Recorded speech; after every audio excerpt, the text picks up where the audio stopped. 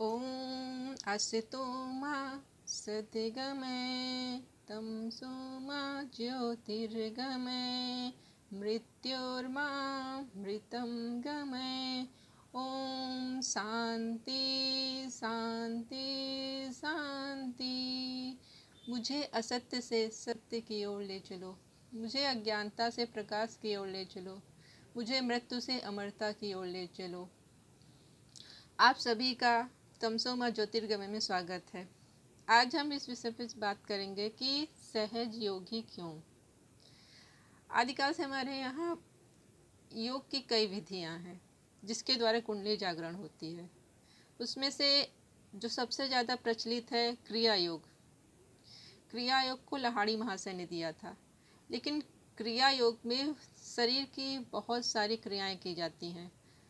हर व्यक्ति का शरीर उस योग्य नहीं होता कि वो सारी क्रियाओं को सहजता से स्वीकार कर सके।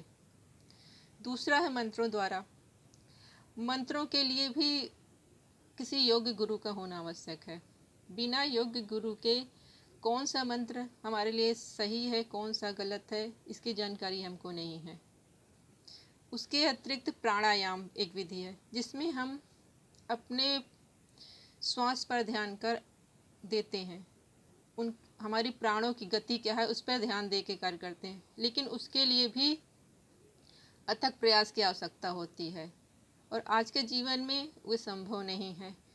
कुछ तांत्रिक क्रियाएं भी होती हैं, लेकिन वो हम सभी के लिए उपयुक्त नहीं है। उसमें हमारे लिए बहुत खतरा है, पता नहीं कौन सही है कौन गलत है।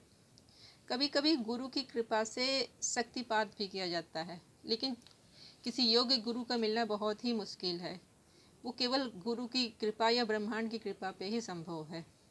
इसलिए हम सहज योग का कर रहे हैं। सहज योग में हम अपने आप को उस आदि शक्ति में समर्पित कर देते हैं। हमारी कुंडलिनी आदि शक्ति का ही स्वरूप है। इस संसार में जो भी कुछ दृश्यमान है, जो भी आपको दिखाई देता है, जिसका भी आपको अनुभव होता है, वो सब मात्र शक्ति है, प्रकृति है। और हम उसी प्रकृति को समर्पित कर देते हैं अपने आप को। जिसने स्वयं सब कुछ रचा हो, माया जिसकी है, उसी को यह ज्ञान है कि कौन सा रास्ता सही है कौन सा गलत है। इसलिए हम सहज योग का ही अनुसरण करते हैं। सहज योग, बाकी जितनी भी योग की विधियां हैं उन सभी में किसी न किसी आत्म साक्षात्कारी गुरु की आवश्यकता होती है। अब इस समय कौन व्यक्ति सही है कौन गलत है, किसको आत्म साक्षात्कार है नहीं है, ये हमें कैसे पता चलेगा। और ये मिलना भी बहुत मुश्किल है। इसमें हमें किसी गुरु की आवश्यकता नहीं है। हम कुंडलिनी को ही अपना गुरु मान लेते हैं और उसी के मार्गदर्शन में आगे बढ़ते हैं। आगे चल के मार्गदर्शक की आवश्यकता पड़ती है, लेकिन यदि आपका हृदय सच्चा है और आप कुंडलिनी के सिखाए सारे रास्ते पे चल सकते हैं, आपकी अंतरात्मा की आवाज़ सुन सकते हैं, तो आगे भी आपको किसी गुरु की आवश्यकता नहीं है। लेकिन यदि आप अपनी अंतरात्मा की आवाज़ नहीं सुन सकते हैं, तब आपको क्या सही है क्या गलत है ये जानकारी देने के लिए एक गुरु की आवश्यकता है। हम सभी जो है सांसारिक लोग हैं, हमारा अपना परिवार है। हम घर परिवार छोड़कर कहीं कुटी बना के तो रह नहीं सकते हैं। आखिर अपना भी जीवन यापन करना है, उनका भी जीवन यापन करना है। इसलिए यदि कोई सोचे कि जंगलों में जाके रह के सीख लें तो सबके लिए संभव नहीं है।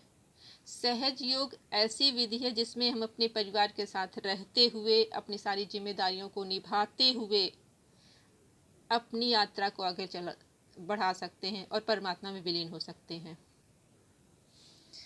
इसलिए हम इस विधि का अनुसरण कर रहे हैं।